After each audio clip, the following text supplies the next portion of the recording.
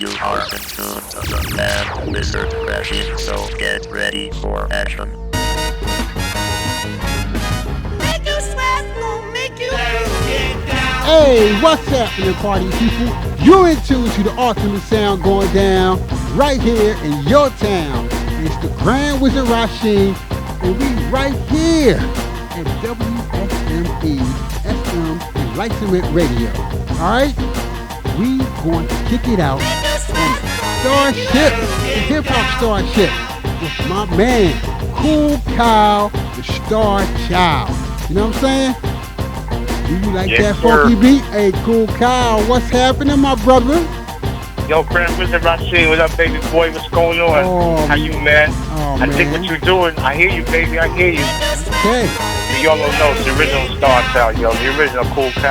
With my man DJ Rasheen, man. The Grand Wizard himself. You're the teacher. I call him the teacher. Yeah.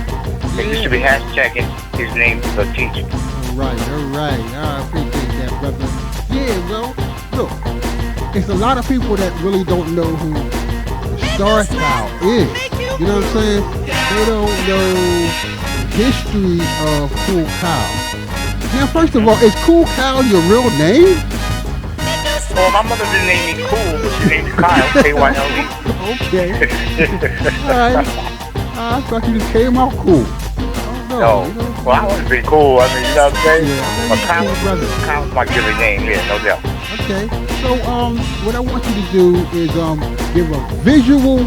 We're doing like a little documentary. We want you to give a visual aid of your life and how you got started in hip hop, and you know what year you got started, what motivated you, and who was your inspiration. Okay. All right. So here's Kool Star Child. The story of Kool. Check it out. Yes, sir. First of all, I'd like to thank you for having me involved in your project and your radio show. You're doing big things. It's an honor to be here. Right. Second of all, you're a legend in your own right. I studied DJs. I know DJs very well. From my history as a DJ in the very beginning, a lot of people don't know that, but yes, I used to play. I had 1200s. I had Turn Vegas. I had the whole setup. Before I just concentrated on being an MC, so it's an honor to talk to you and your history and what you passed on, your knowledge, the cats you really put on. I know about all that. So it's a pleasure to be here. Okay, you want the visual. Yeah. My man Rasheen said he wants the visual. Right. Okay. I want to imagine in my head while you talk. Okay, well this is what we're gonna do. It was the summer of 1976. Right. It was the South Bronx. Yeah. That's right. No, man. I mean, actually, let's go back. Okay, we're gonna go back. Go back quite a while before he was even called hip hop. Right. I went to the high school they made that movie Fame from. Right. High school music and performing arts. I went to that school. One of my classmates was Curtis Buck. One of my classmates was Marcus Miller, number one jazz bass musician in America right now. Wizard Rasheen, Ron so Carter get Jr. ready for action. Omar Hakim used to play with Sting all the time.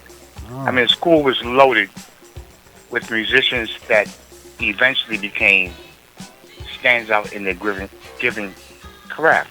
Right. I actually went there for drums and art. That was the last year they gave the test for drums and art, and I got accepted. This was in '76. Right. Well, we're gonna go back before then. Okay. I mentioned music and art because that's when I started developing the voice and trying to rhyme, because we used to like to imitate the radio DJs. In New York City at that time, you had an AM station called WWRL. Okay. Now, Frankie Crocker had just busted open BLS around 73, 2, 3, or 4, something like that. And the real funky music wasn't on BLS because BLS wasn't like that yet. Right. WWRL, which had an early Frankie Crocker, that had the legend Hank Spann, Jerry Bledsoe, all those guys come from RL. And they used to rhyme before the introduction of the record, after the record. And it really stood out to me. But we're going to stop right there. That's in 76. 76. Let's go back to the Bronx. It's the Bronx now. Right. I was born and raised in the Bronx. USA, New York City, USA. In the 70s, in New York City, was a particularly rough time in New York. Right. There was a time when President Ford was president. I remember this one quite clearly. It was a front page on the New York Post. New York was running out of money.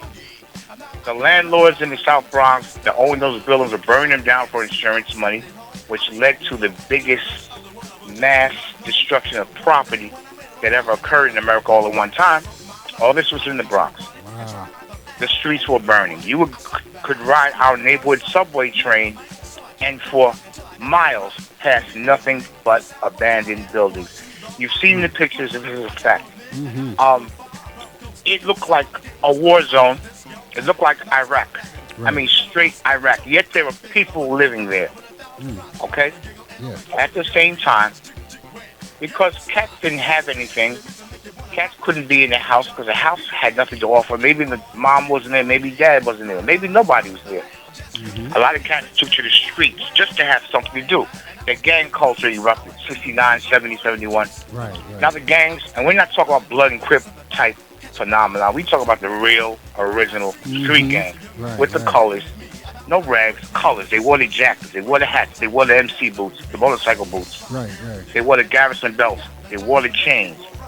And they walked around with zip guns. And nowadays, cats got real but they ran around with zip guns and some and little 22s and 32s. But anyway, the streets were very, very bad then. Now, what we would do for recreation, you played basketball, maybe you played stickball, maybe you played baseball. I happen to be good in baseball, football, and basketball, so I like sports. Right. And plus, I was kind of educated. Right. I was smart, so I went to school because my parents weren't having that running the streets nonsense. They weren't having it. My father had a store in Harlem, and this is back in the 70s when he had it up until the early 2000s. But back in those days, New York, Harlem, South Bronx, parts of Brooklyn, Queens, they were really bad. And my parents kept a smart eye on me, but there was always a side of me that dug what was going on outside. Right. I say that because there was nothing going on inside. So what do cats naturally do? They take it to the streets. Right. Now they could have went one or two ways, or various ways. Turn to the gangs, because gangs would you go to the park and play basketball, and they would take your basketball and make you line up and jump you in. That's You right. get punched in the face, got to fight for like 5 minutes. Now you a black spade. Now you a peacemaker. Now you a savage skull. I mean, for real. Yeah. That's what was going on. Or you could try to go the athletic route, go to after school centers, which there were very few because they were closing those down. Get your sports on. Right. And then you had another opportunity, which came by like osmosis. It was weird because the streets started talking. And this is a two-level thing. This is the origins of hip-hop. This is music and art. Right. Let's do the art part first because it came first. And then the dancing came. Well, the dancing and the art were simultaneous, kind of, but the hip-hop part of it came after that. Right. When I say the music, the art part, cats started writing their names on the walls. This was a clear reach out to let people know I exist. I'm here. That's right. My parents don't care. My teachers don't really care if I go to school. We know 5-0, the cops don't really give a damn. But I'm here.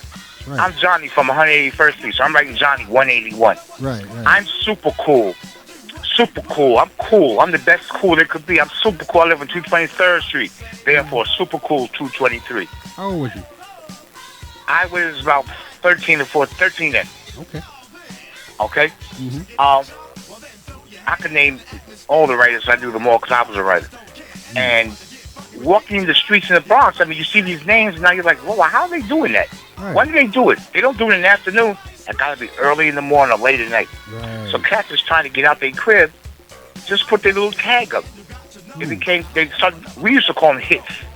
But it became it started to be called tags. So you would see these names all over your school, on the storefronts, and then you started going to trucks and then buses. I mean, this is a phenomenon, like 71 going on 72. Like the next thing you know, you look at the subway train going by, and these same little names, there were no masterpieces there. There were no whole cars. There was no top to bottom. There was no bubble letters. None of that. It was just one name, and then the next cat's name, the next cat's name. So then, some cats were attracted to that because first it was a fad. Like me and all my boys did it, Right. but they all grew out of it. After one summer, they they stopped doing it. Right. Me, because I was an art major and I Mhm. draw and I paint, Okay. I loved it. I Right. loved it. So I used to hop the train. For y'all that don't know, that means we don't pay. That's right. Hop the train, have a can of spray paint on me, get on the train, ride it up and down, and write my name. Hopefully, there's someone on the train at the end of the line, which was miles away, which was in Brooklyn, because I lived all the way uptown in the Bronx. That train went from the Bronx, the tip of the Bronx, to the end of Brooklyn. Right. And I knew that if you're watching trains like the graffiti writers did, you would see my name. Because if you came to the Bronx and met at the writers' bench, which became a meeting place of all the graffiti writers in the Bronx and Manhattan, we would sit around 40 of us and watch the trains go by and critique and look at stuff. And that was a way to say, well, I'm here and I'm doing my thing. It was the first touches of fame, street fame, graffiti writing. Right. Phase 2, Tracy 168, Stay High 149, Riff 170, Checker 170.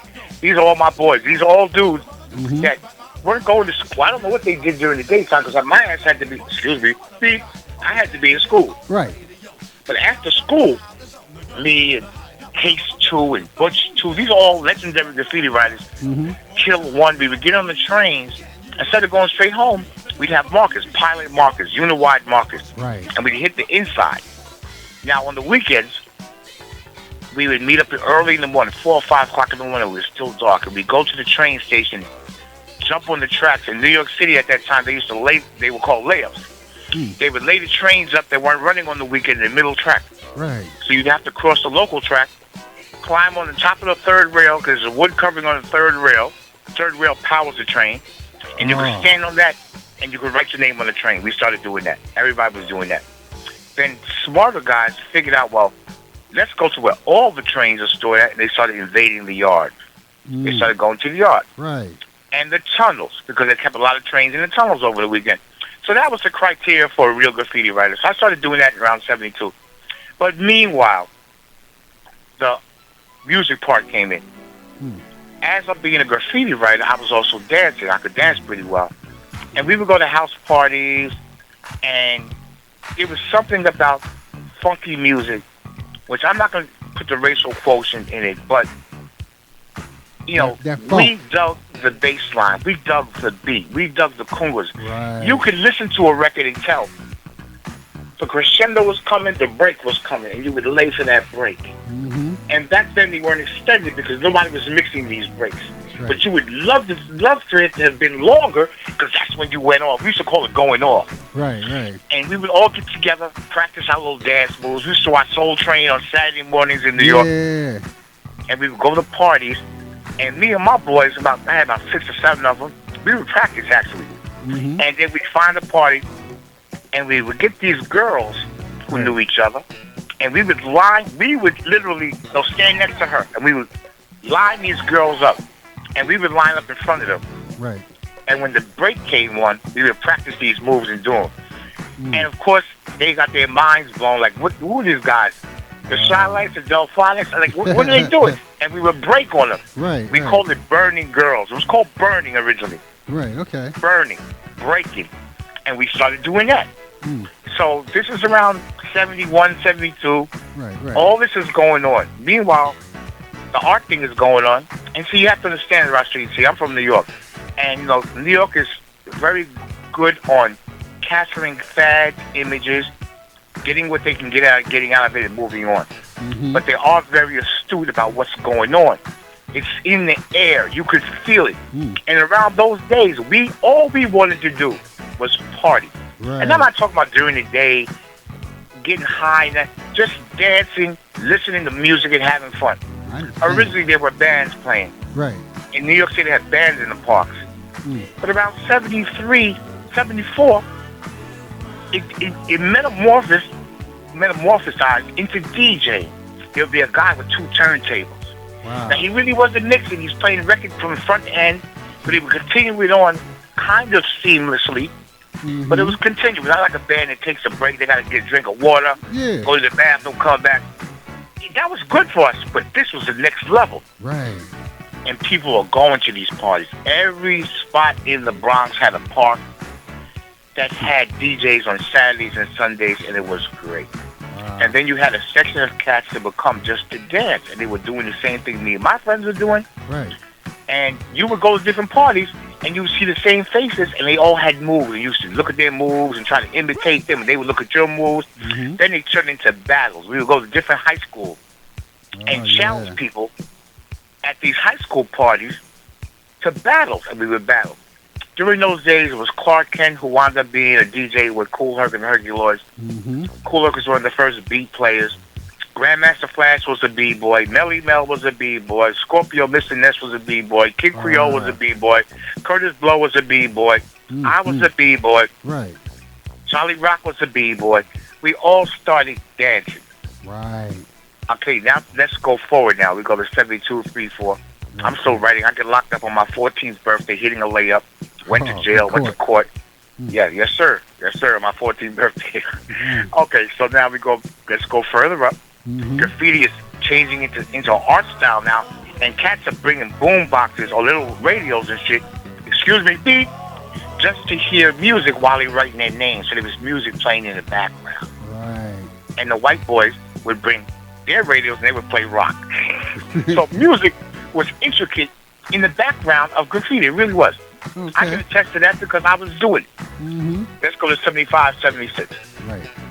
Now, like I said, I went to high school with Curtis Blow. Me and Kurt used to walk down the hallway imitating the radio DJs. My name is Hex Band, WWRL. Let's rock on. Yeah. Right about now. Straight out of New Jersey. JC, Jersey City. Right. That funky gang, Kool Gang. Yeah, that voice Jungle song, Boogie. too. And they would talk like that. Mm-hmm. Love the life you live. Manu Debango, So Makosa, Mama Ko, Mama Ka, Makosa. And they would talk like that. Uh-huh. And they would rhyme. And they would say, well, the funkiest sound you ever heard around, get down right about now. This is WWRL. Right. And for something about that caught your ear and you paid attention. Mm-hmm. Especially if you was a music dude. Right. I left out the part where I got a drum set on my 12th birthday because I used to bang on the walls of my house all the time. Oh, Bang at the kitchen table, bang in school. My father came home one day and said, boy, now he was a tenor saxophone player. Right. He played on a lot of hit R&B, rock and roll records in the 50s before he met my mom. Mm-hmm. So obviously he had music talent and he thought I had talent. One day he surprised me on the stand and came up with a full Rogers drum set. The Rogers was like top of the line back in those days. Right, yeah. So I started playing the drums. I was like 12 then, just turned 12. Wow. So I got the drum set up in the living room. Now moving the bass, I'm playing the drums. I walked down to go to my neighbor's store one day. In fact, no, I was going to, there was a neighborhood pool called Hafen Park, in Hafen Park, which is the home of the Come Off group, Kool DJ Rock, Timmy Hall, KBJ, and Johnny G.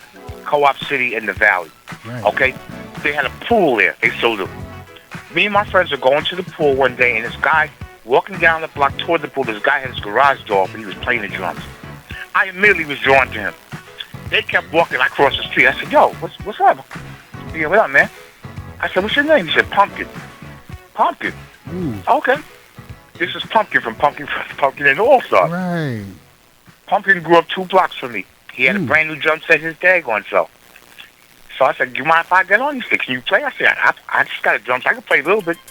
So I used to practice, and me and Punk used to play together in his drum set. He would come to my house and play on my drum set. Right. Pumpkin went on later on to be the major music maker in Enjoy Records and then Profile Records, and a bunch of hot disco joints and R&B joints before he died.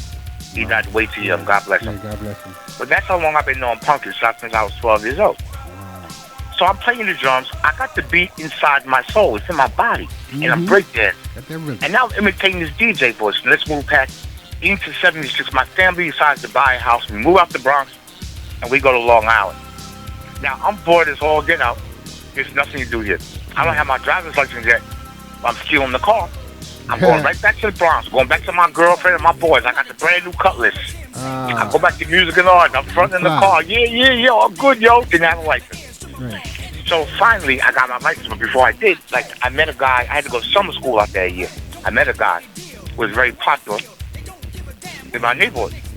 So we became friends. We both had big afros. I guess that's why we got joined together. Girls used to like us.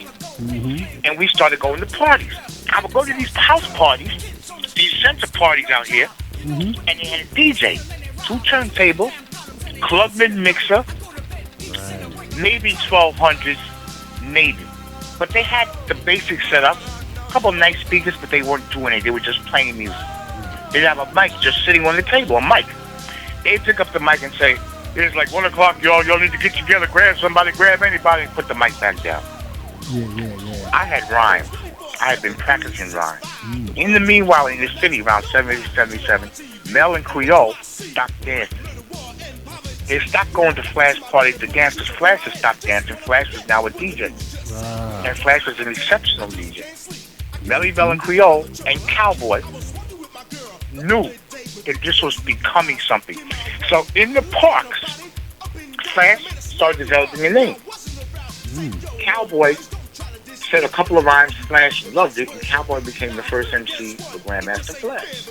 Mel and Creole was still dancing. They stopped dancing and got together because they're brothers. Right.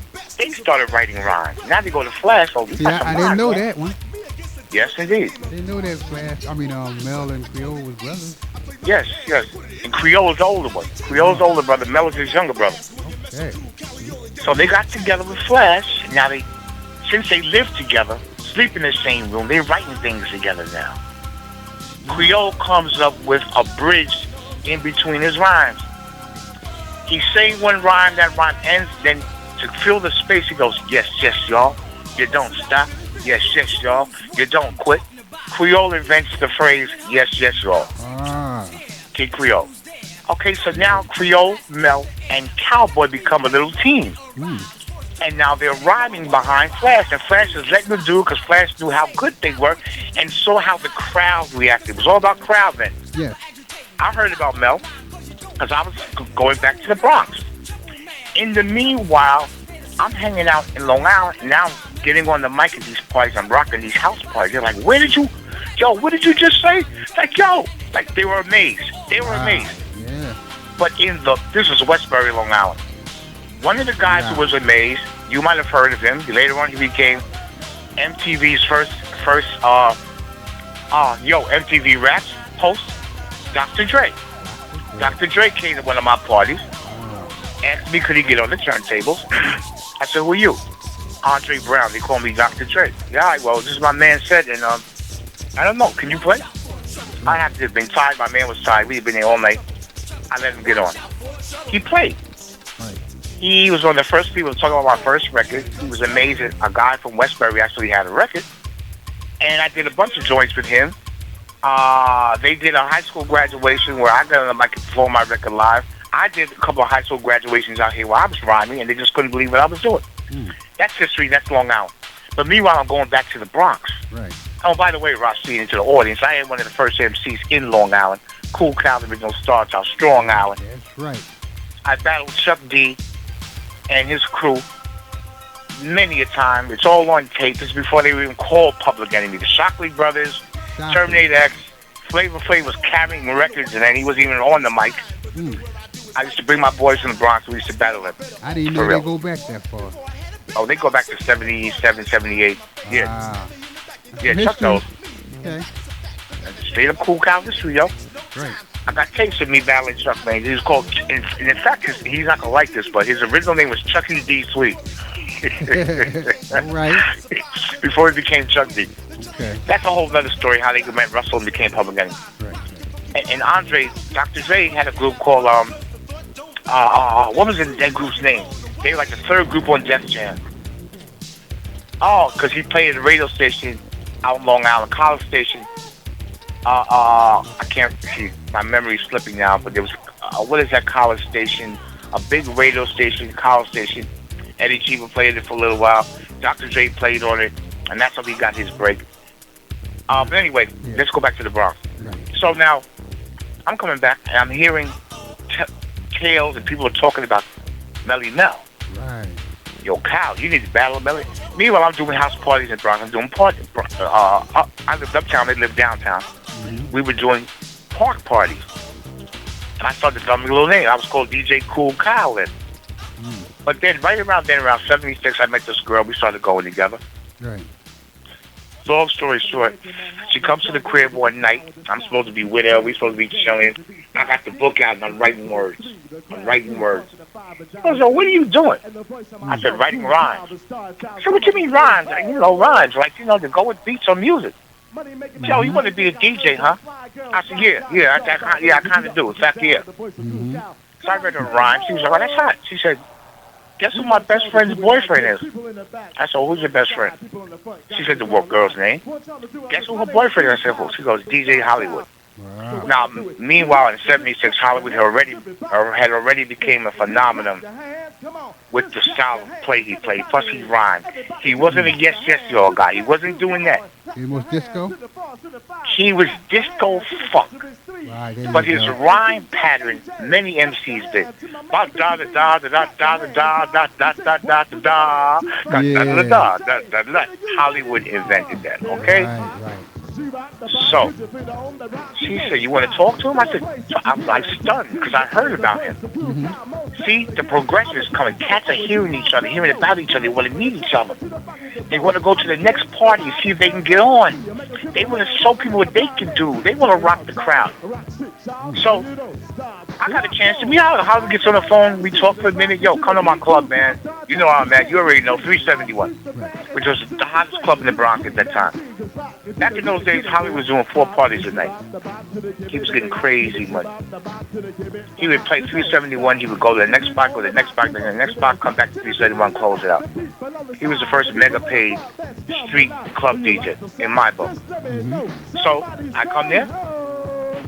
We get there that night, that Friday. We get it for free. Of course, Reggie Wells was upstairs. He was playing disco. And we go downstairs where Hollywood's at. The club held like 200 people. He had about 500 people in there. It took a half an hour to walk from the front of that staircase to where the booth was at. You couldn't breathe in there. You couldn't move your elbow. You couldn't raise your arm to scratch it and pick your nose. All you could do was dance in place, listen to the music, and answer Hollywood. And it was amazing. He had these rhymes that the crowd would finish. He had routines that the crowd would sing along to, rap along to. Who makes it good? He turned the music off. The whole crowd, everybody, the roaches, the rats, the bartenders, the glasses. Hollywood! Yeah. I'm like, oh my God. I was stunned. I'm thinking I'm doing my little thing. This guy, I saw him, I'm like, yo, this is the Mecca. Oh. So, I make it to the DJ booth. And my girl goes, yo, what up, baby? How you? So they start talking. And he said, yo, that's your man, right? See, yeah, Kyle, this is Cool Kyle, this is Hollywood. I shake his hand. He said, yo, so you want to get on the mic, huh? Just like that. Meanwhile, this is Saturday night, prime time, 1 o'clock in the morning. Place is packed, you can't breathe. He tells Junebug, God bless his dead, who he taught how to DJ. Junebug was his right-hand man, who later went on to Disco Fever fame. He says, Junebug, he's on the mic now. He tells Junebug, don't cut that off. Junebug turns the music off, and the crowd just stopped like frozen soldiers, like March of the Wooden Soldiers. They all face attention to the booth, all facing the booth. Girls, guys, everybody. Not saying the word. All looking at the booth. Because that's how powerful Hollywood was. That's my man. I give him mad props. So at the end of the day, he tells Juma, put something on for him. Juma says, yo, what do you want to hear? I said, Apache, Love is a Message, I Can't Stop. He comes on with dun, dun, dun, the beginning of Love is a Message, which I had known was Hollywood's theme song. Hollywood had this whole thing. I didn't know that because I had never been there before. But anyway, he plays this, so I rock it. I had rhyme written for it. I do it by heart. My name is Cool Cal and a one of a kind. I'll rock and blow your mind. Da, da, da, da. I'm sounding like that then because my voice hadn't metamorphosed to the way it is now. Yes, y'all. You don't stop. Keep on. Cool Cal, original star child. What? Buck Wow. All day style. What you want to do? You already know, yo. I wasn't sounding like that yet. I was more like disco DJ. Right. But I threw the yes, y'all in there. Yes, y'all. You don't stop. You keep on and you rock that body rock. And I was doing that. And they were mesmerized. Then he comes on with Apache. He starts off with the guitar down, and they hear the beat, and they love the beat. And he knew how to mix it. He didn't play all that down. He didn't play none. He went into down. Yeah, wrapped off of Down, that. down, down, down, down. I came Yeah. on. 1, 2, yo. You don't stop. Keep on, keep on, keep on. Now, my name is Kool here tonight to rock your body down. Young ladies in the house, if you like me now, all ladies in the house say, ow, ow, say cow, cow. Hip hop, you don't stop. And I kept on, I tore it up. And then he got into I can't stop. I can't stop. Right. And I went into that. So I combined a little b-ball style with the disco style. Hollywood took the mic back after that, and I was bitten. I was like an addict. I was a fiend, like Raheem, Rakim said. Yo, I could not do it. I couldn't even go to parties unless I was on the mic. Cats would want to go to parties. If I couldn't get on the mic, I'd go home. That's right. I would leave. I couldn't stand around a guy rocking the mic unless I could get on it. Uh-huh. I couldn't go to shows. I mean, really, man, it was a problem for me for a couple of years. It was like really weird. But anyway, Hollywood turned me on. That's my first experience rocking in front of a major crowd in a real venue. See, Rasheen, you don't know, but this club was like the hottest. Imagine you going to the hot spot you know of right now today. Mm-hmm. Times 10. That's how 371 was. And that guy let me get on the mic. So from there, I started expanding. You know, cats started hearing about me uptown, and they wanted me to battle Melly Mel, but we just never got together. But Mel and Flash had 3 MCs, and they got the fourth one, Mr. Ness, who's Mel's best friend. Yeah. Changed his name to Scorpio later on. But anyway, so now they got a crew. Grandmaster Flash. At first it was the 3 MCs. Where Big Bang Kent got that rhyme. I'm Grandmaster, which means Grandmaster Kaz or Flash. Yeah. And the 3 MCs. The 3 MCs really were Cowboy, Creole, and Melly Mel. That's where Big Bang Kent got that rhyme from. Mm-hmm. So now there are 4 MCs, and they're called the Furious 4. And they make their names themselves. As far as solo MCs, there weren't that many. There were a couple of disco dudes, Disco Tax and JT Hollywood, but they were in clubs doing disco. Right. Me, I had branched out a little bit because I had met Flash's manager, Ray Chandler. Mm-hmm. And Ray Chandler hired me and Curtis Blow to fill in when the Furious wasn't showing up because they used to have problems with Flash every now and then. Okay. So instead of losing the party, Ray would go, yo, Cal, I got this show in Bridgeport, Connecticut. I got a show in Rochester. I got a show.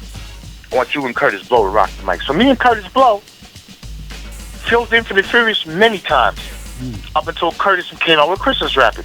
Rasheen, you're going to have to hold on 1 second, man. I hate for this delay. I have to take care of something very important. I'll be right back. Give me 2 seconds. Talk, Rasheen, because you can do that All right, stuff, all right. man. Well, look, we're going to take a little station break at this time anyway, okay? So we'll be right back with my man Kool Kyle. So check out this SM Enlightenment Radio, Hip Hop Starship. Take it away. The voice of Kool Kyle, most definitely, yeah. I'm a K, double O, as you might spell no. From the top of the train to the bottom of the boat. I'm a K, go by the L and the E. I make a crippled man walk, I make a blind man see. Check it out, y'all. Rock shit, y'all, and you don't stop. Rock on. I'm the one MC that's rocking to the beat. Kool Kyle, Star Child, just can't be beat. I'm super bad and I'm super slick. The supreme MC that's rocking to the dig, to the give. Good, man, good. I'm back.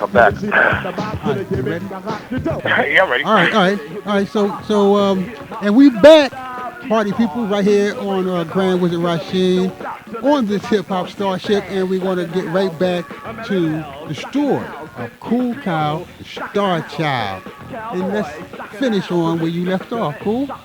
Yes, sir, Rasheen, no doubt. Right. Okay, so again, long story short, because I can go on and on with this.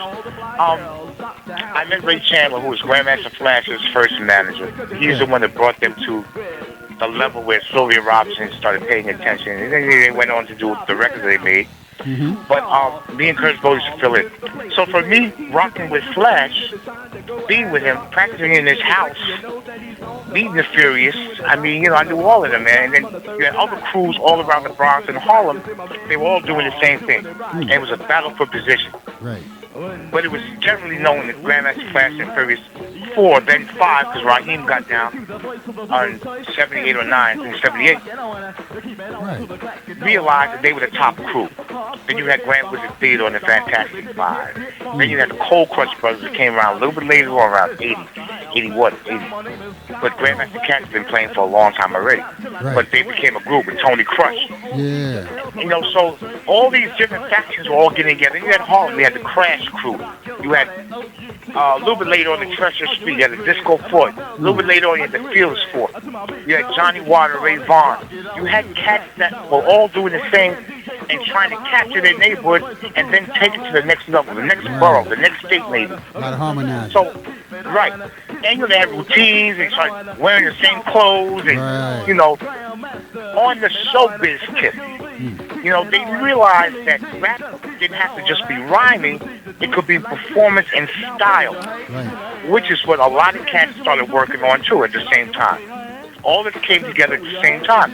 And it was hot because people who look forward to going to these shows, it wasn't just guys rhyming all day, they had dance routines. Yeah. They looked alike. They looked like mini Temptations. Yeah. You know what I'm saying? Yeah. Stopping and posing. And stuff that, you know, show R&B Entertainment. singers did. Yeah. And that's the showbiz part that started seeping around 77, 8, 79, 80, going to 80. Right. Harlem World, Disco Fever, these clubs open now, and they realized the value of the DJ and the MC. Me, I was right there, right in the middle of it. So I'm looking, I want to be bigger. I want people to know who I am. So the records started happening. Well, after Sugar Hill Gang made that first record, we all realized that, yo, this is what it's going to be. You can have street cred, and that would help your record sales, or so we thought. People would already know you, so we thought. So we said, that's the next thing to do is make a record. Now, one of the premier rap labels at that time was Enjoy Records. In fact, before Sugar Hill Records, it was Enjoy Records. There was a bunch of small independent labels, but Enjoy happened to be one of the biggest ones because the owner, Bobby Robson, was a legend in New York City and R&B. He had brought crazy groups in New York City. He brought Glass Knight the Pips. He was the first one to book the Jacksons at the Apollo. Wow. He did all. Bobby Robson, one of his hit records he produced was Kansas City. Wilbur Harrison from the 50s. Yeah, I remember that. That was one of his records. Fire and Fury was one of his original labels. And Bobby was a big dude. Okay. So now he decided to get into rap. He signed to Funky Four. They made Rapping and Rock in the House. Yeah. Cool. Now, I'm running around Flash. Flash is do super rapping. So I tell Flash one day, yo, I need to make a record. He said, you want to be on Enjoy? He was around 79. I go, yeah. Why not? Hell yeah. He brings me down to buy. I had a demo already made. I paid for it. Got it together. Got the musicians together. Picked out the beat. I used BT Express, if you like it. I took a lot of that. You know, just the bass line, the guitar line. Yeah. So you could know it. But anyway, made a demo. Gave it to Flash. We go out down to see Bobby Robson one Saturday night. 125th Street is where Bobby's record shop and where his business was. Little small record shop, but that's where the business took place. Everybody gathered there. Dougie Fresh, when he was just a young kid doing beatboxing. Churches 3, Fearless 4, before they even had record deals.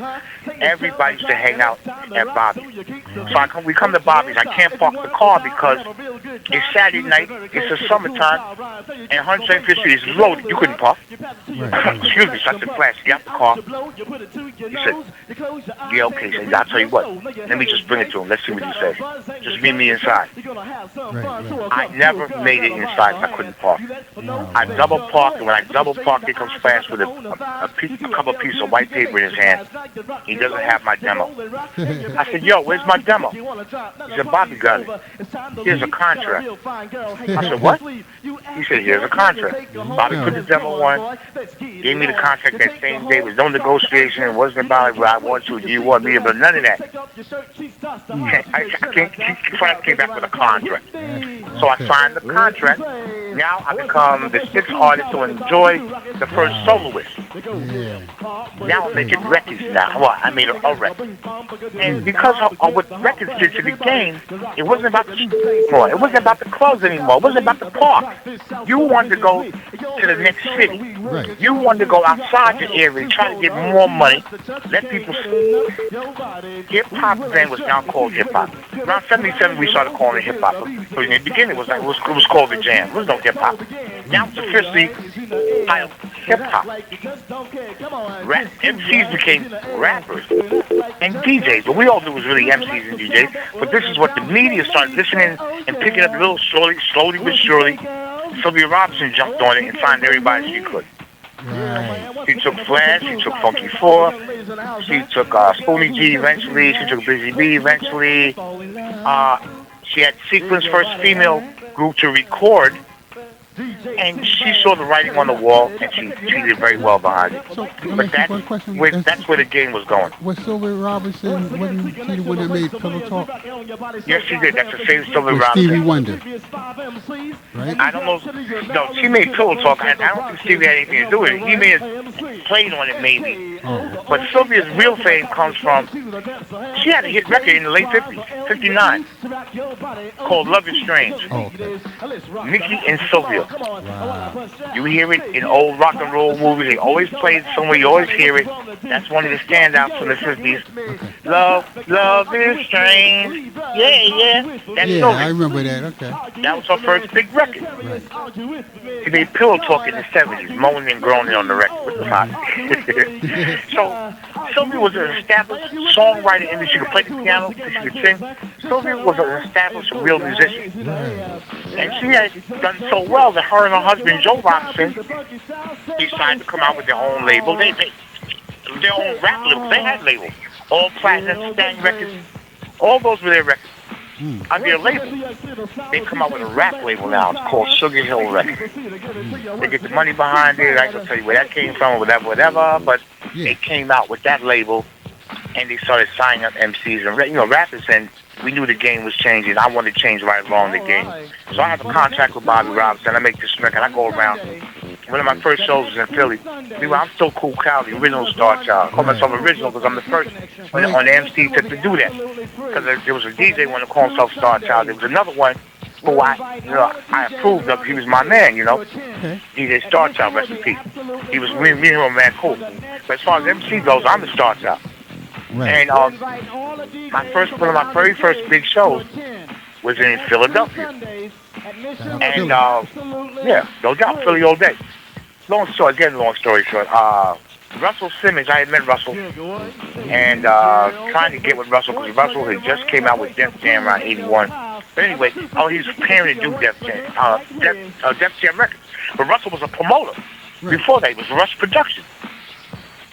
So I really wanted to get with him just to do parties and stuff. So he had Curtis Blow already. Me and Curtis were all friends from high school, 15 years old. It was a natural thing for me to try to drift toward Russell. I drifted toward Russell. Russell wound up managing me, or actually booking me shows.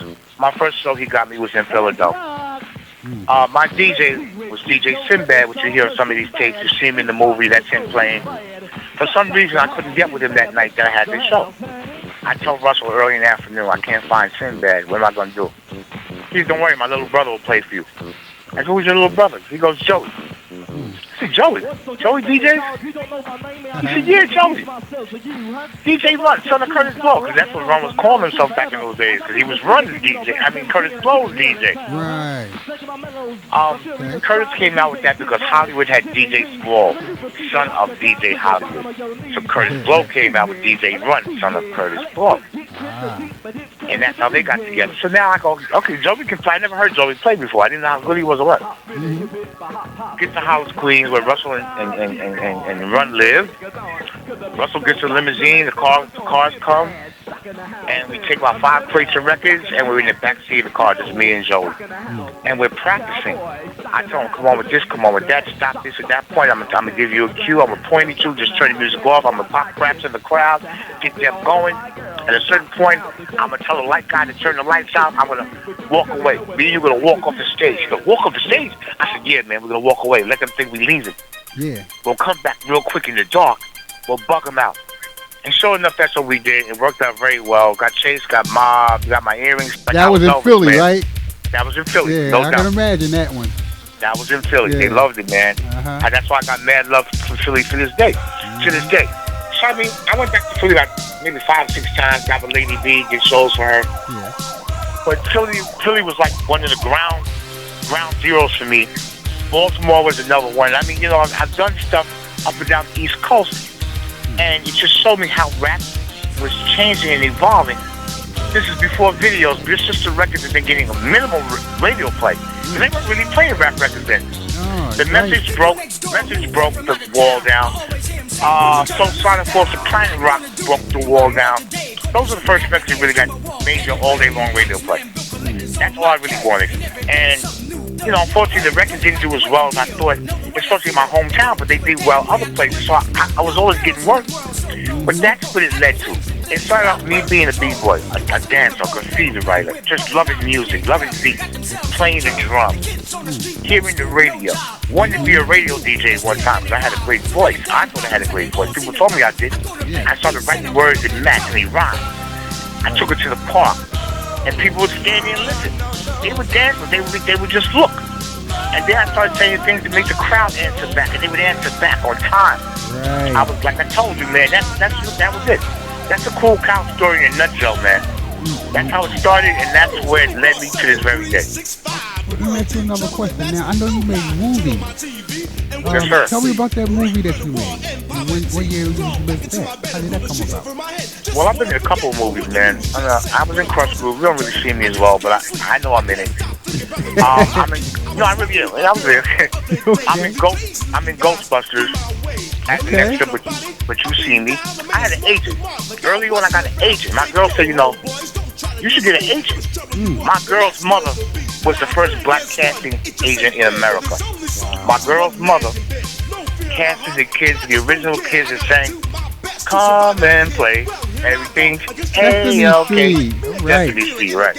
So my girl decided to take up the field, and she started managing me as far as film and TV goes.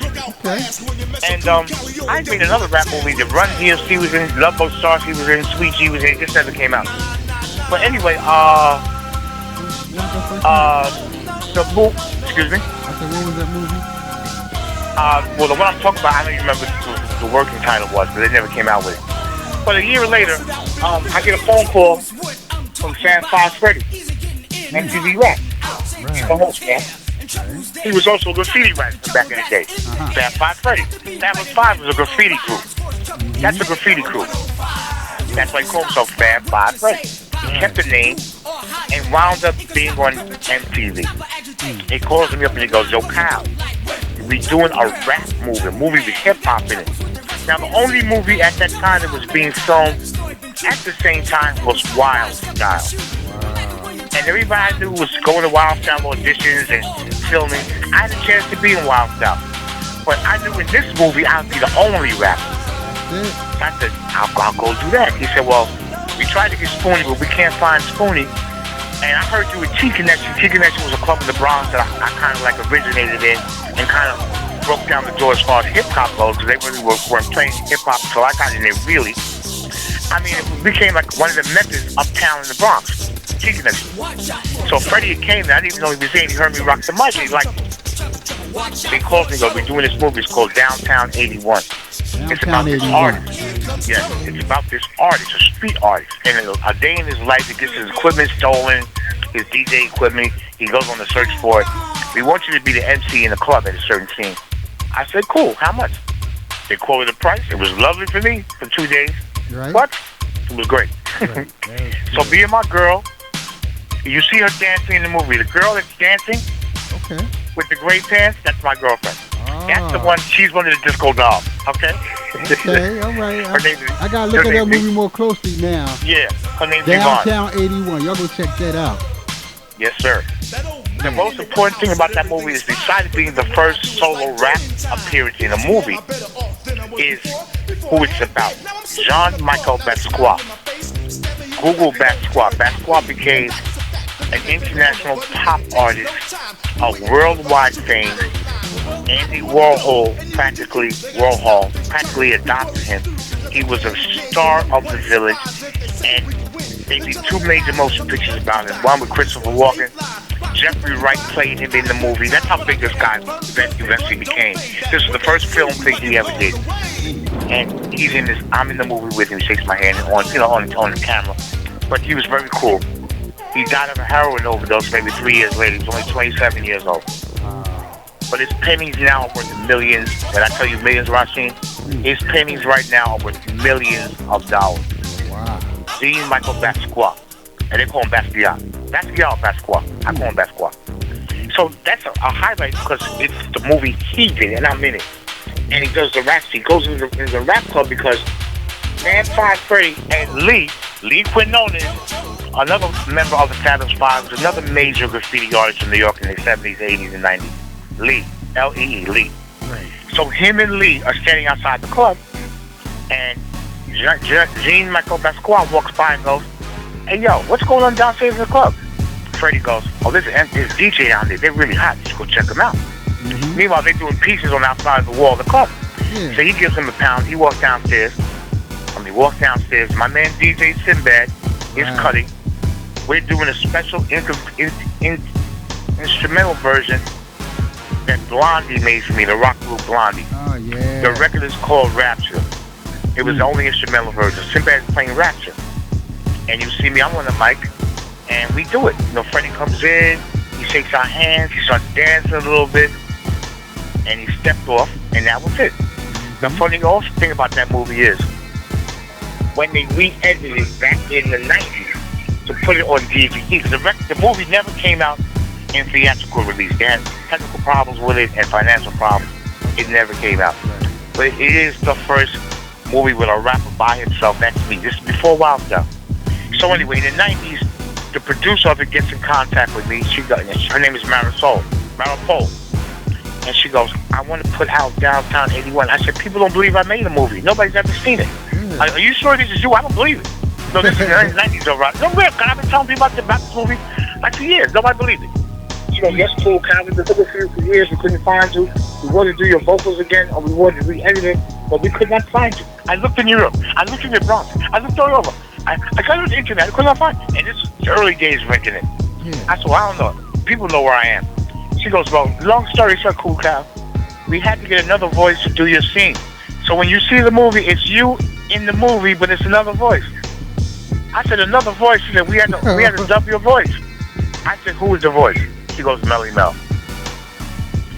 So when you see that movie, yes, sir, man. I would have never noticed that. I know. I tell people that a lot of people don't know, because back in the early days, me and Mel sounded a lot alike anyway. I think that's why she picked him, because he was Melly Mel also. But when you see the movie, that's Mel's voice, that's me on screen. And when you see the credits in the movie, it's MC and Club Cool Cow, voiced by Melly Mel. Wow. That's me and Mel's connected like for forever. Wow. I would have never ever known that. Yes, sir. Tell him that one. Yeah, man. I mean, you know, give credit where credit is due. Mel came in, didn't practice, he just did it and knocked it out the box. You know? He did a great job. Right. Got 81 problems, 81 this, 81 that. That was the rhyme. And he killed it. But it was a great experience, and I did a couple more movies after that. I mean, because I had an agent a little bit, I was doing extra work. Okay, well, and I got family that's in show business. Like, I have a cousin who's like a lead writer on Empire and executive producer. That's getting ready to end this year, though. But he's done that for years. He's also the CSI Miami with David Caruso. He did that for years. So I got family. We all of us have been touching this in one way or another. But I'm the first artist in the family, and definitely the first MC and DJ, because that was unheard of when I was coming up. You know, it was brand new then. Those movies and graffiti artists, multi-talented, brother. Thank you, brother. That's just great. And is there now? I know 81 was the first hip hop movie that you did, and you said you did another one. Is there another one that we can look up? Well, you can't look it up because what they did was they did the initial filming of it. They did the stills and photographs for the movie. And the initial auditions, it was Run DMC, myself, Love Bug Starship, God rest his dead. I think Sweet G was in it, I'm not sure. But they never followed through with the complete filming, staging scenes, full scripts. They had started it, we did a little bit of work on it, and it just stopped. I don't know why it stopped. That was some political or financial stuff, but that was a year before Wild Sound, a year before Downtown 81. I did that early 81. Not a whole year, but early. And we really would have looked forward to that because Run and DMC became superstars. Yeah. Starsky is a legend in itself about what he did with hip hop in the Bronx and all over. Mm-hmm. I'm in it, which is a good look for me because I'm Cool Pal. It was just a good look to be with Run and them. Right. I mean, everybody that had something to do with that wound up to become something a little bit more advanced, a little bit more progressive, and left their mark in the game. You feel me? Mm-hmm. Definitely. Oh. So, now I know you did that, and you made another record called what was that? You made a few more records. Yeah, I had a couple of records. My second record was on the Enjoy was Rockin' Time. Rockin' Time. That's right. Now that was another Philly hit that I remember you played in Philly all the time. Mm-hmm. All beat. You like that funky beat and Rockin' Time. Rockin' Time. Rockin' Time. Yes, I remember that. Yeah. Because we, I was a dancer, so we used to soul step, so we used to dance off that. Yeah. So I remember all that. And then what you came out with another. You did that on what? Is it in? Jimmy Bullhorn, right? Well, it was right. It was Jimmy Bullhorn and Grace Jones Flow to the Bumper. Yeah. Yeah. That's right. Right. And then after that, you did one more. You did another one. I did a record out of Philly. Because I was so popular in Philly, I had a lot of connections, man. Frankie Double Dutch Buzz Smith, remember him? Oh, yeah, that's the man. He's a. Anyway, he had his own label. Oh, okay. Called Frills Records. I didn't even know that was his label. I saw that was his label. Look at the label. If you ever look at the label, Rashid, you'll see there's a little cowboy hat with a mustache. That's Frankie. You're right. That's Frankie. Right? Right. Now, since you mentioned it, I can remember that. Anyway, Frankie, long story short, again, reached out to my man Vaughn Harper, who was a radio DJ, God bless his day, in New York City. He had a Quiet Storm. Vaughn Harper. Right. He said, y'all want to do a rap? I'd like to get a rapper. And Vaughn Harper reached out to Leroy Burgess. Leroy Burgess is one of the lead singers of Black Ivory. Black Ivory. Yeah. Yes, he was also one of many groups he had in the 80s. Release Yourself. That was his record. That was my John, yeah. He was part of the Fantastic Aileens on Nia Records. Right. That's Leroy Burgess and the Twins. We call them the Twins. Okay. Leroy had about 12 records in the 80s. Really, he was all over the place. So Leroy got in contact with my man, Greg G from Disco 4. This Greg G called me and said, Kyle, you want to do another record? I said, yeah, I just broke up with Bobby. You don't want to pay me. I'm looking for something now. Okay. He said, yo, Leroy want to do an instrumental version of Over Like a Fat Rat. Because Leroy Burgess wrote and produced Over Like a Fat Rat. That was his record. On the Razors is a single back Leroy's record. Yes. Right. Long story short, again, Leroy lived 5 blocks down from my father's store in Harlem in Drew Hamilton Projects. Met Leroy in his house, hung out with him, talked to him. He asked me to do it. I did it, wrote the lyrics, cool. Right. So then I get the money to produce the demo. I make the demo. Give it to Greg G. Greg G was going to give it to Profile, but Profile didn't want to pay me enough. They were talking, I'm like, nah, man, come on, you got to do better than this. They wouldn't do it. I said, cool. Leroy gave it to Vaughn Harper. Vaughn Harper gave it to Frankie Double Dutch Smith, and he said, yo, I want to put this out. Right. He took me and Leroy Burgess to Philadelphia, Frankfurt, Wayne. We recorded there. We mastered there. Stayed in the hotel for about a week. Did what we do. I ain't gonna tell you what we did back in them days, because you go already in that. It was the 80s, boy. Yeah, I remember. It was on and pop. Right. Trust the belief, it was on and popping. Right. So I went ahead and did the record, and it was the first record on Frankie's new label called Frills Records. I made a commercial, and just a funny little story too. Back in those days, Frankie Crocker was New York's #1 radio DJ, WBLS, 4 o'clock in the afternoon. Mr. Magic, who had introduced rap and hip-hop to BLS, and finally got a slot on BLS and was blowing up. Me and Magic were man cool. So I used to hang out with BLS and Magic and while he's on the radio. Anyway, I told Magic, I got this joint, I want you, can you start rocking? He said, well, the label got together with me, and I'll tell you what you should do to start it off. Why don't you make a commercial for me and BLS off the record? First, half a minute or whatever. I said, cool. I made a commercial. It starts off with Over Like a Fat Rat music. I come on. My name is Kool Cal. My name is Kool Cal. I can't forget the exact rhyme, but I'm Kool Cal, and the station I listen to is the best is WBLS 107.5, and that's no job. Your body can do the rest. Right. Frankie Crocker, 4 o'clock, Mr. Magic at Night, doing it really good, doing it right, and blah blah blah, blah blah blah blah blah blah blah blah blah. Get down, and it cut off right there. Right. That's the intro to Over Like a Fat Rat. So I'm thinking I made this commercial now. Wow, Magic is playing a commercial. Right. All of a sudden one day, in the summertime, see back in New York, Rashid, them days when before videos and MTV and everything else, the internet and all that, cats used to listen to the radio. Yes, they did. It was a summer. Boom boxes everywhere. It's a summertime. I'm up at my girl's house, got the windows wide open, and 4 o'clock Frankie Crock comes on. So more than one person was listening to the radio. It sounded like stereo. You ever hear more than one radio play? Yeah, right. Yeah, I definitely did. So it's 4 o'clock, and I hear Frankie. Oh my God, that's my idol. And he comes on. He comes on with. I think it's the vocal found the Ray's version because it had already been a hit. Yeah. It's my commercial. Wow. My name is Kool Cal. I'm like, wow. At the end of the commercial, instead of going into my rap, Getting Over, because that's the name of the song, he cuts it off and plays Fonda Ray's record. He does this every day for about 3 weeks. I'm losing my mind. Finally, one night, there was a club in New York City called Bonds. That night at Bonds was Stacey Lattisaw, LTD, New Edition, and Curtis Blow. Okay, so I get backstage, of course. Frankie Crocker's the host. I go in his dressing room, he's sitting there. I said, Mr. Crocker, can I talk to you for a minute? He goes, who are you? Turns around, who you, man?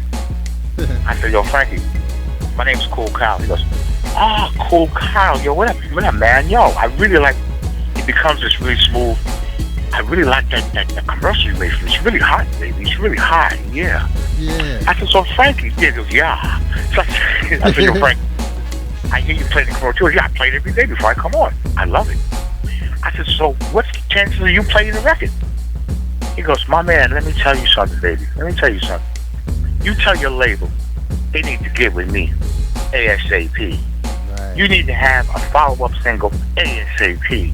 And you need to have an album ASAP. If you could do that, we'll talk again. Right.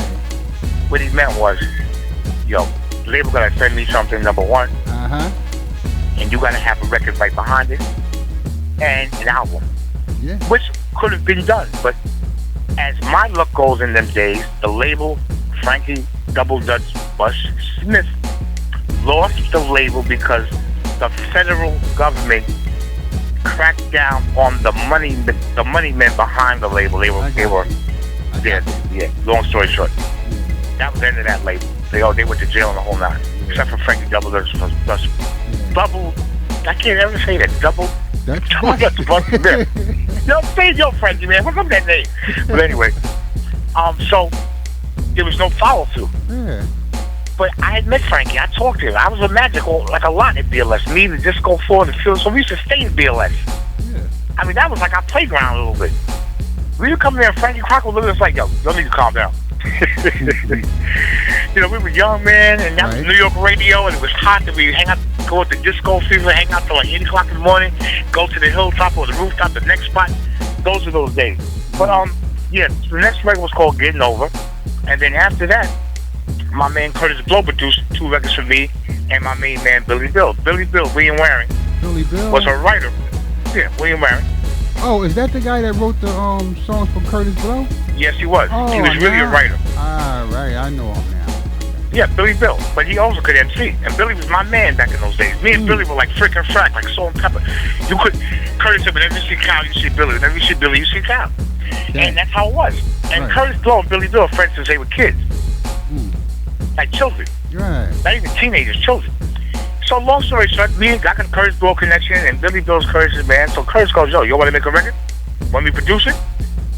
Curtis is big now. Curtis had made the breaks. Curtis was Curtis. He was the king of rap then. Right.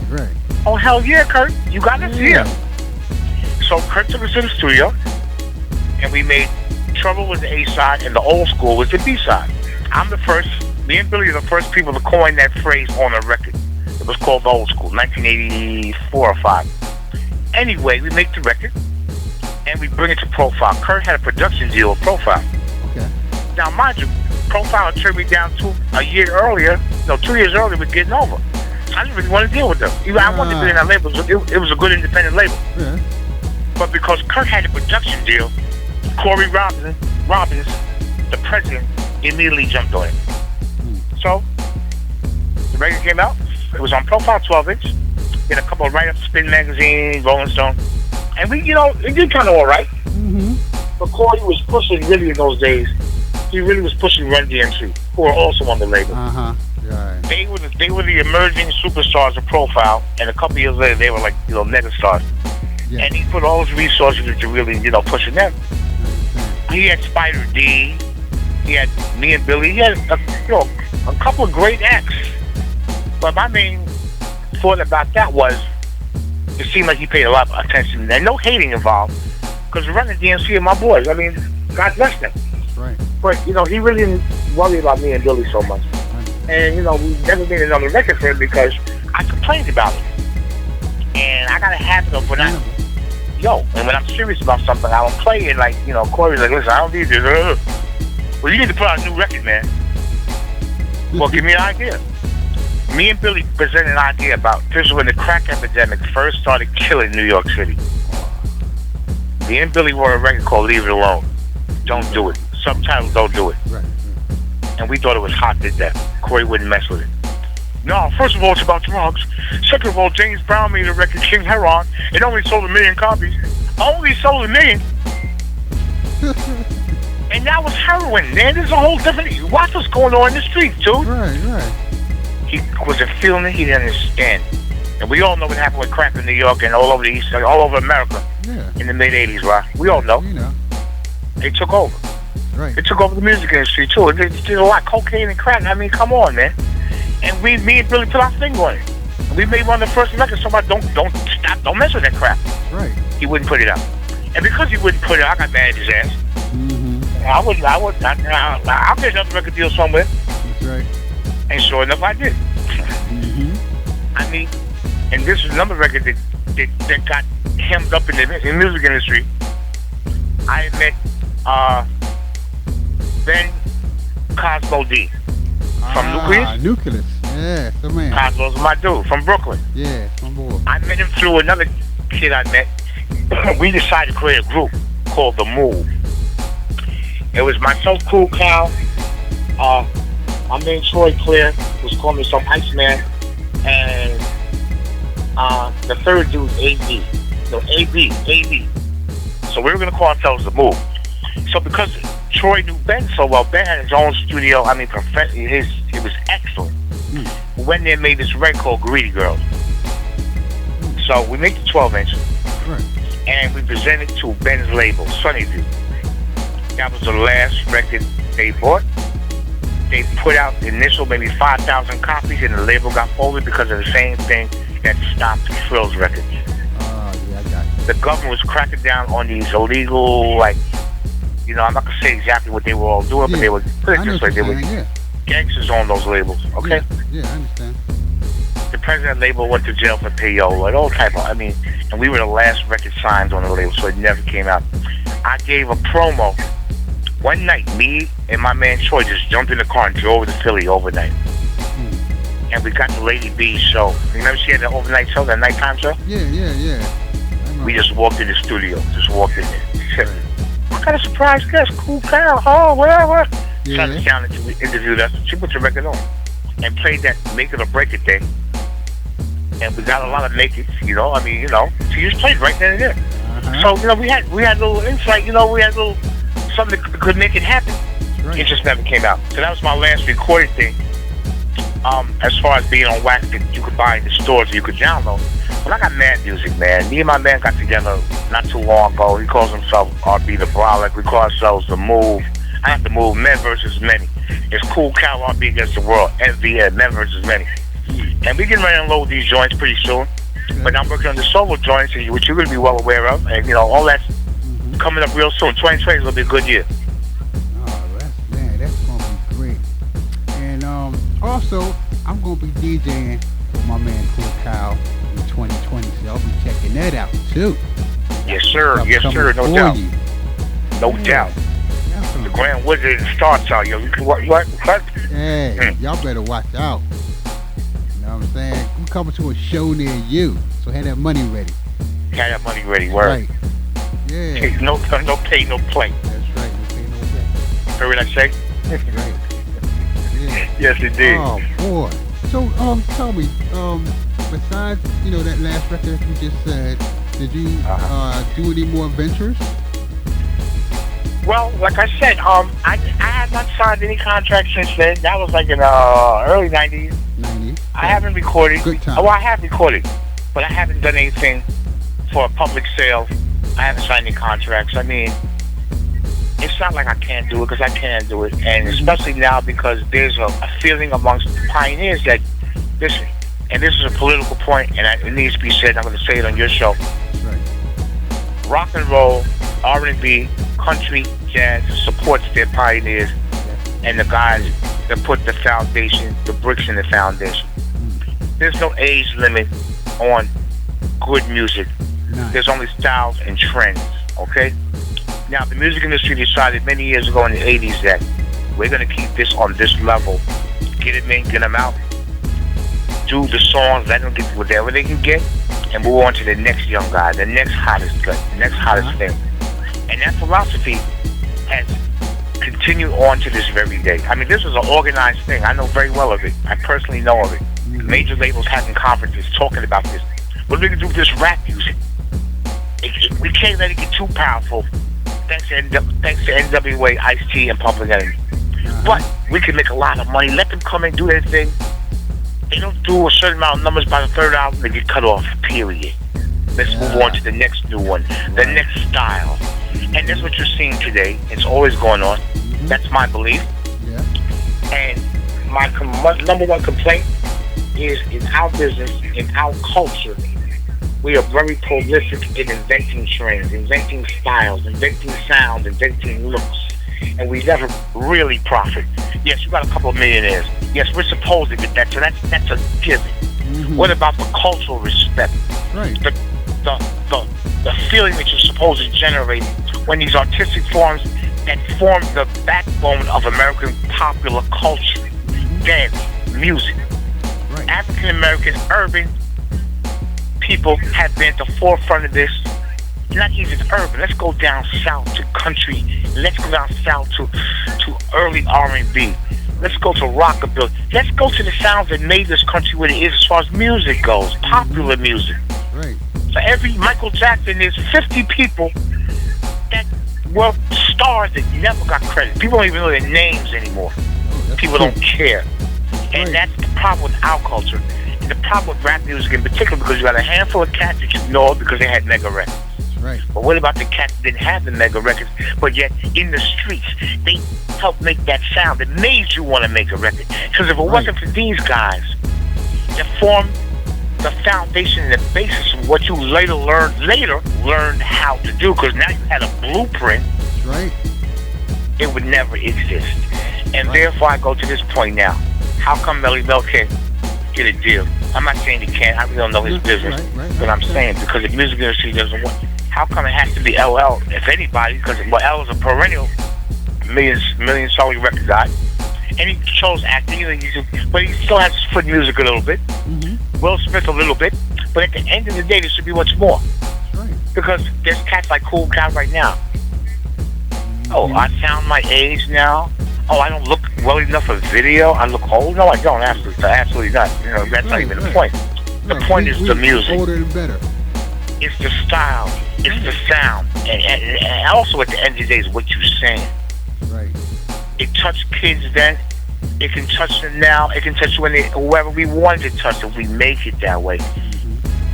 Therefore, thank God for the internet because we have our own outlet now. Right. But other than that, man, the recognition needs to be there. I don't care if you call me a pioneer.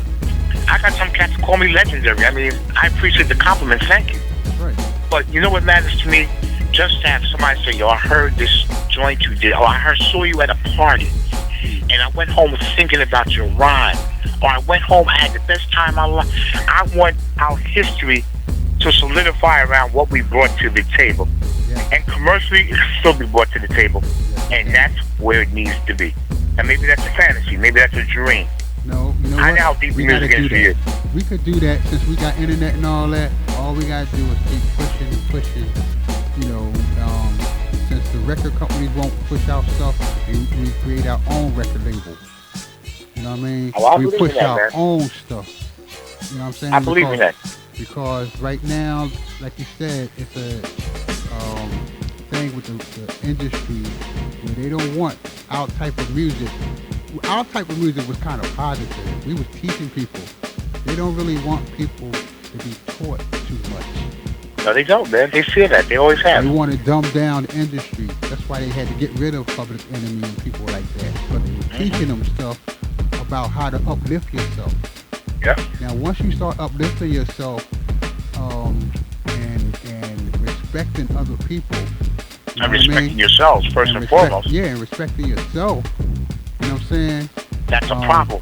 That's a problem because it's a lot of people that invested in jail and prison.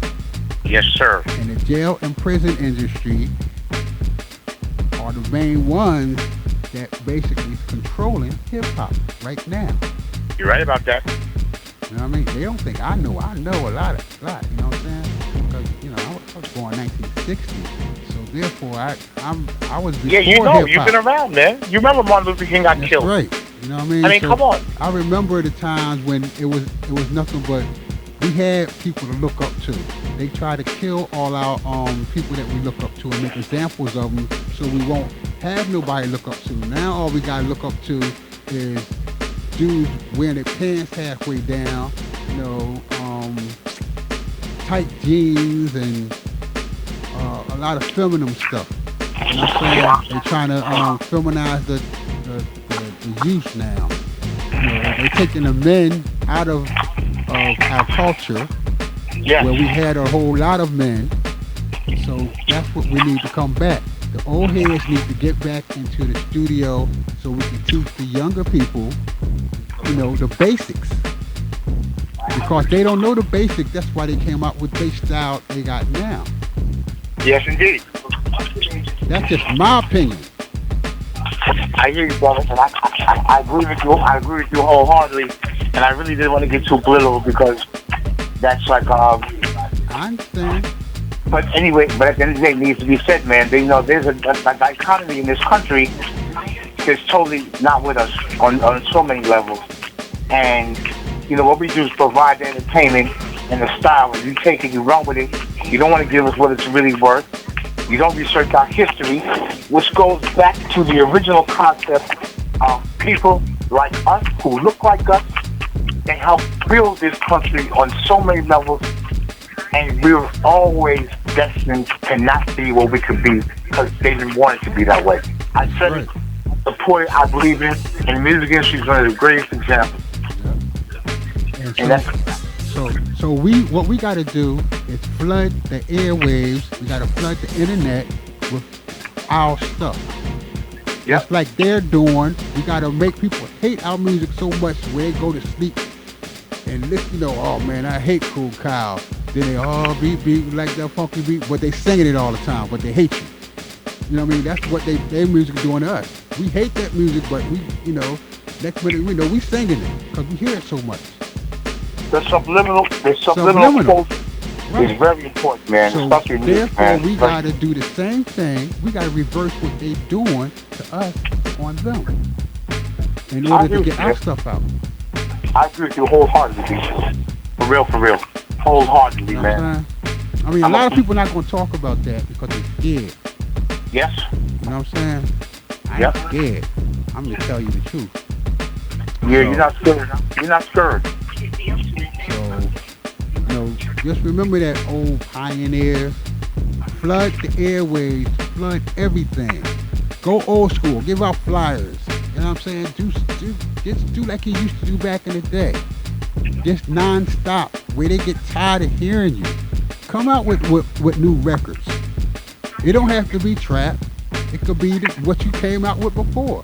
But you could have the new sounds. You know what I'm saying? You don't have to have the old sounds we had. We could put those those bass drums and the hi hats and all that in there. But we can have our style with their sound. There you go. You know what I'm saying? That way you can relate to the younger people, because what it is, the younger people today, if you listen to their music, their beat per minute is not even in our range. Their beat, look, our beat per minute start at 80 and go up to 135. That's the fastest. Their beat per minute start at 135 and go up to 160 something. Right. And then the lowest our slow music start at 70. They music start from 70 on down to 59. You're right. Yep. And then to make it faster, they double it up. So they're not even in our range to dance. That's why they can't dance off of our music and we can't dance off of theirs. I hear you. So in order for us to collaborate with the younger people, we will have to take their sound and put it in our range. You know what I'm saying? So we can collaborate with their sound and our range, and they'll be able to dance and won't have to be dancing on the poles all the time. And you know what, Rashid?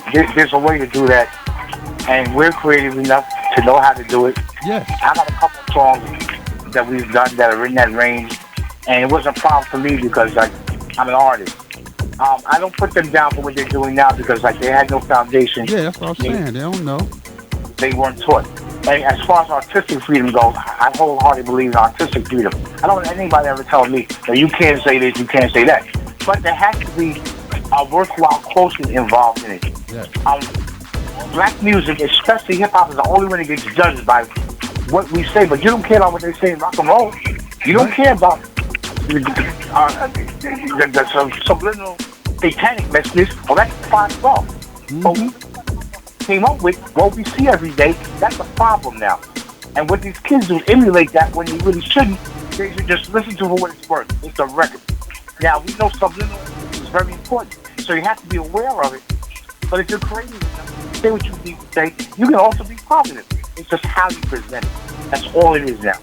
And if you hear it enough, because the brain works like you just said, you start feeling it. You start fucking it. And we're not doing that right now. If we were able to do that, maybe there would be a change. Maybe there would be a progression in music. What's new is old. What's old is new again. And it doesn't have to be old, just stylish, just hot. My thing is make it hot, okay? Now your definition of hot, my definition might be two different things, but there's one thing I know. If it's hot, it burns. Everybody can agree with that. Right. That's the bottom line. Oh, man. All right, well, we just wanted to give y'all a little knowledge on that, you know what I'm saying?